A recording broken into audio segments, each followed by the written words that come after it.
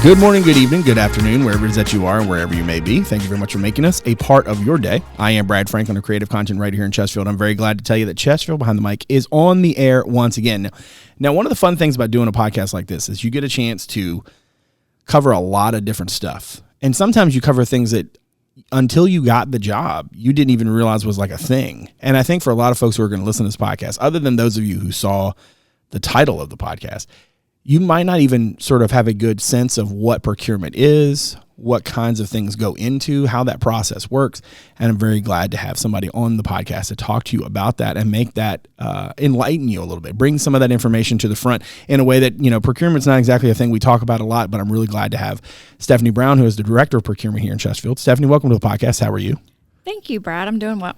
I appreciate you being here. Like I said, procurement's not a thing that we're going to talk about, you know, every show. We're not going to have, it's one of those things that sort of just works in the background. And the fact that it works so well is kind of a testament to a lot of the people in your shop who do it, people all across the country who do jobs like this. Before we get into the kind of ins and outs of what procurement is and what kind of guides your department as you guys kind of go through the process of doing that sort of work, I always like to give people a sense of who I'm talking to, right? And they hear director of procurement, and I have no idea if most people even know what procurement is. So before we get into that, tell me a little bit about yourself and your background, how it is that you became the director of procurement. I began working in the public sector about 24 years ago, not in procurement. This is not a role that somebody chooses to jump into procurement. Children don't dream of being in procurement one day. Children don't dream of running podcasts either, but you know, it kind of happens. Very true. So opportunity presented itself at the county in the procurement department, and I stepped into a role that was more administrative, Right. running the office operations. Right. Got to see the inner workings of procurement and how it really benefited the county and the Right. citizens, and getting to see how the work we did in procurement impacted the community, Right. and really enjoyed it, and decided that I was ready to step into a buying role. Okay. And so from there, things just progressed. Right. I moved up throughout the department and management positions, and here I am today as the procurement director. Sitting across from me recording a podcast. What's interesting is that, like, you know, I mean, I know I made a joke earlier about, you know, not a lot of people know, but the reality is like not a lot of people know what procurement is. So let's start wide and kind of drill down a little bit. For a lot of folks, procurement is probably, maybe it's something they've heard of, but it's not necessarily something they understand on a day-to-day basis because they don't kind of experience that side of things, right? How would you explain what procurement is, and why do you think it's such a vital component for what government entities like ours do every day?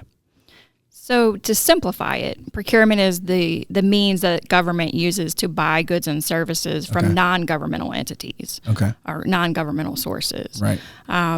You know, we at the county, we support both the county and the schools. Right. So we're a department of about 25 people with the majority of the staff doing buying functions at some level. Right. What's central to, you know, helping the county and the schools is, you know, what we utilize to serve the citizens has to be purchased. Right. So our department is in the middle of everything that we do here at the county. Right. People think of buying and supporting a government agency as copiers and office supplies. Right. It's so much more than that. You know, some examples, something here recently, the expansion of Harry G. Daniel Park to include the softball field. Right. You know, the softball tournaments that are now going to come to the county because of the work that we did in procurement to make sure that this was done. Right. Our ambulances, police cars, the new schools that are being constructed, Chromebooks for the students. There's lots of things, and it's always something new and different. Right. And so it's exciting. It's not a mundane job where you're just coming in doing the same thing every day. There's always a new challenge. You know, trying to do more with less resources. Right. How many? I don't know if you have a number here, but like what? How many, like last year, for example, how much purchasing did you guys do? Like, do you have a number of, I don't know if transactions or the amount or anything. Do you have anything like that? Yeah, so there was over a little bit, or actually close to 27,000 purchase requisitions that were processed last year. That's about $400 million worth of spend or transactions. Wow. And when you say spend, as we go forward, there are going to be times where for lack of a description, procurement terminology, right? If this was a sports podcast, there's a little jargon that just sort of seeps in. She's going to talk about spend, and I'm curious to get some background on how some of these things sort of came about. But in terms of what you guys do as you put together those 27,000 transactions and the $400 million worth of buying that went into last year, what are some of the sort of guiding principles that you use as you go about doing this job? What matters most for you guys in procurement? Well, there's a few things. The first I would say would be making sure that we're buying high quality goods and services. Right. And that we're doing it in a fair and reasonable price. Yeah, because that's one of the things, right? Because like everything has to be, you think about fairness, and that is a central tenet, I would imagine, right, of what you guys do and the process by which you do it, because everything has to be, the same sort of opportunity for people to take advantage or to be a part of that process for everybody across the board. Is that fair to say? Yeah, I mean, that was the next item I was going to talk about, was conducting open and transparent business. Right. We post a lot of the information of what we do on our website because we want citizens, we want local businesses to be able to see, where are we spending the dollars? Right. Where is their taxpayer money is going to? Right. Something else is, we are governed by certain laws and regulations. So our department ensures that the county is spending these funds in a way that's in compliance with those laws and regulations. So it's not so much just that you have to go out and do the thing. It's also that you got to make sure the process for the thing to happen is fair, and that you're following your own rules and, the various, kind of governing aspects of that process. That sounds like a lot of...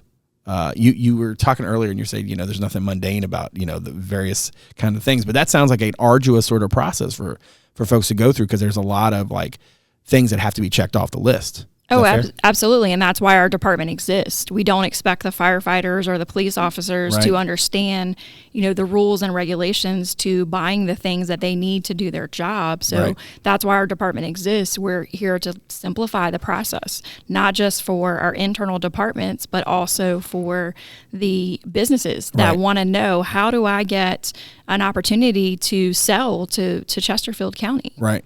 Do you have a number of the number of vendors you work with, or do you have how many whether that's local or otherwise? I'm just curious, how many partners do you have sort of at the big table, so to speak? So in our vendor database, and these are businesses that want to do business with the county, whether they've actually succeeded or not, we have about 10,000 vendors in that database that we're broadcasting opportunities to, that we're engaging with on a regular basis to say, here's how you could do business with the county. Right. Now, I know one of the things that has come kind of to the forefront, especially since COVID, but definitely, in the last few years, seems to be the idea of local spend. And I'm going to let you sort of define that in a second. I'm not going to try to do that and mess it all up. But what is local spend, and how have new policies and thresholds that you guys are using, how has that impacted the local spend? Oh, absolutely. So we do have an initiative that we are trying to really give back and contribute to the local and regional economy. Right. And so one of the ways that we do that, we have a diversity initiative. So it's a policy that really encourages our end-using departments to, when they are seeking quotes for a good or service that they need, to get those quotes from the Chesterfield business, from the regional business if there's not a Chesterfield business that's available, or our diversity vendors, our minority, our women-owned, our small businesses. That emphasis is placed on getting that quote from that group of vendors. Something that we've done that's going in place July 1 is the single quote limit is changing. It's increasing so that we can give greater opportunity to those businesses that meet that diversity classification, and departments that are looking to spend up to $50,000. They only have to obtain a single quote if it's with one of those vendors. Gotcha. So we've implemented that new strategy, hoping that we're going to increase the dollars that are pushed to those types of businesses. Now, you mentioned, a second ago, new strategy. I want to talk about this national cooperative contract, which I believe is the first of its kind in Chesterfield, which brings translation services to a variety of different circumstances. What is this? How did Chesterfield get into putting this together, helping to bring this to fruition, and what does this mean for the county specifically? So a cooperative contract is a contract that is established by one entity, but other entities can utilize that contract. Right. And a lot of the contracts that Chesterfield issues have cooperative language that allow smaller localities to leverage the economies of scale that the county brings. Right. This is different because this is a national cooperative. So we've partnered with GovMovement. They're a cooperative purchasing program that's a nonprofit. Right. They're focused really on the needs of public agencies and giving back to those agencies. So we felt like this was the right partnership for us to do the first ever national cooperative where Chesterfield County was the lead agency. Right. This is for translation interpretation services. We are primarily using those services at the school level and mental health, but any public-facing department has access to these contracts. It's really important to have services delivered in a way that meet the needs of our citizens. Mm-hmm. So these contracts give access to those service providers to translate into over 200 languages, access to somebody who can translate into American Sign Language for someone that has hearing impairment. Right. So it's really meeting our citizens and providing the best service we can in the way that they need it. Right. So, a benefit of a national cooperative is that it's not just available to agencies within Virginia. It's available for any government agency throughout the nation to access this. They are saving time and money by not having to go through the procurement process and establish their own contract. Right. One of the big benefits to the county is that this is a contract we would have established on our own because we have the need, but we're going to recoup some administrative expenses, some rebates from the spend on this national co-op to offset the cost that the county is incurring to administer this contract. Right. So basically what I hear you saying, and you can tell me I'm wrong if I'm phrasing this wrong, but the idea is then that the county has not only put this together that everybody else can use, but it's something we're going to use. And in the process, when folks use this, the county essentially makes some sort of money, or there is some sort of money that is generated that then comes to us because we were the ones to put this contract together. Is that fair? Yes, we're recouping our administrative costs. So yes, we would have incurred those costs regardless, because this is a contract that we are going to probably heavily rely on. Right. But we will also see that revenue come back to recoup the cost that we had to administer the contract. As a quick follow-up, what was there a sort of a time frame? Like, how long did it take to put this contract together? How long did you guys work on this thing before it became a real thing? So we had a lot of conversations with GovMovement about, what was the right commodity, what was the right time for us to issue this. So I would say, we've been having conversations with that group probably for about 6 months throughout the process of planning, figuring out the right strategy, and then issuing the solicitation all the way through award. Cool. And last thing on that, before I turn the page, when in terms of the obviously it's a lot of work to go into to put something like this together. So when I ask this question, I don't mean to imply that it's like, oh, now you can just start running them off like hotcakes. But I'm just curious, do you foresee this being something that you guys will do in the future, that Chesterfield will have another sort of cooperative contract, some other sort of maybe a different use case, a different sort of thing at the end of the rainbow, so to speak, right? But a process that, again, that is kind of this nature. Do you see that this becoming somewhat normal for Chesterfield? I do see this expanding. I think this this initial contract allowed us to kind of try it on for size. Right. I think we're getting positive feedback from other localities that are able to leverage this contract as well. That it's something, with us being a larger agency, if we can do things to benefit other smaller organizations that are neighboring to us, then we're going to do what we can to help the region. And certainly being able to do it on a national scale is even better. Right. All right. Last one before I let you go. I want to bring up the fact that you are one of 3 finalists for the National Procurement Manager of the Year, which I think is a pretty high honor. And I would imagine, regardless of how things shake out down the road, I think we're not expecting to hear the final verdict on this for another month or so as folks listen to this. But I imagine that regardless of how this works out, I mean, that has to be pretty awesome from your vantage point. What does it mean to you to be up for such an award? And what does it say about Chesterfield? Well, it's extremely. I'm extremely honored to be among a group of very talented finalists that have contributed so much to the procurement profession. I think the nomination says a lot about the county. They support volunteerism within the profession. Mm-hmm. They have allowed me to be very active in our state professional association, which is what kind of gave me the recognition at the state level that then made me a finalist at the national level. Right. I've served on the board of Virginia Association of Governmental Procurement for the past 10 years. Wow. The county and leadership are very supportive of the staff getting professional development, being able to obtain and maintain certifications. Right. Our department is one of 41 agencies within the nation that have the Quality Public Procurement Department designation through NIGP, which is the National Association. So, I think this just speaks to the support that we have at the county to be a very efficient, high quality procurement department and want to, continue to hone the craft and make sure we're doing it the best way that we can. Good deal.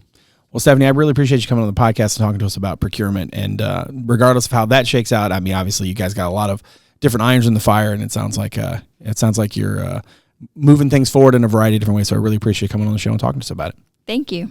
All right. Now, make sure you check us out on social media. On Twitter, it's at Chesterfield VA, and on Instagram, it's Chesterfield Virginia, all one word. And on Facebook, you can check out our podcast page. Just search Chesterfield Behind the Mic. Now, make sure to follow or subscribe to the podcast on Apple Podcasts, Spotify, Google Podcasts, Overcast, or wherever it is that you get your shows. And if you're so inclined to give us a rating or review, we greatly appreciate it. As always, the video version of our show is available on our YouTube channel, as well as on our website at Chesterfield.gov/podcast. That's also where you can submit feedback anytime, make suggestions, or just reach out to us. You can watch the show on WCCT Thursday through Sunday at 7, on the weekends at noon. That's Comcast Channel 98 and Verizon Channel 28. Lastly, check out Chesterfield.gov/connect with us to find out a number of other ways to connect with Chesterfield County. My thanks to my director, Martin Stith, my executive producer, Teresa, Bonifas, and all the good folks from Constituent and Media Services for all they do. And my thanks to you for joining us today. So from all of us here in Chesterfield, thanks again for making us a part of your day. We'll see you again real soon. Take good care.